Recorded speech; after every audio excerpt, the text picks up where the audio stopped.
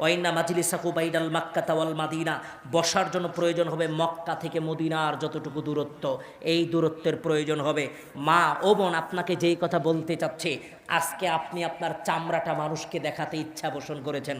আজকে আপনি চাচ্ছেন আমরা আপনার সাদা চামড়াটা মানুষ দেখুক, আপনি চাচ্ছেন আজকে আপনার পিঠ মানুষ দেখুক।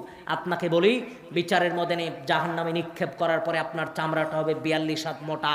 এবার আল্লাহ বলছেন, ইন্নাল্লাযীনা কাফারু বিআয়াতিনা, ও পৃথিবীর মানুষ শোনো, দুনিয়াতে যারা আল্লাহর আদেশকে অমান্য করে চলবে, আল্লাহর সাথে যুদ্ধ ঘোষণা করবে, আল্লাহর আয়াত অস্বীকার করে চলবে, আল্লাহ তাদেরকে জাহান্নামে নিক্ষেপ করবেন। তার মানে ও মা ও বোন, আল্লাহ আপনার পর্দা করতে বলেছে, আল্লাহ আপনাকে আপনার চামড়াটুকু ঢেকে রাস্তায় বের হতে বলেছে, আপনার গোটা শরীরটাকে ঢেকে রাস্তায় বের হতে বলেছে।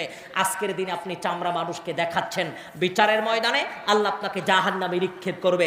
শরীরের এই চামড়াটা হবে 42 হাত মোটা,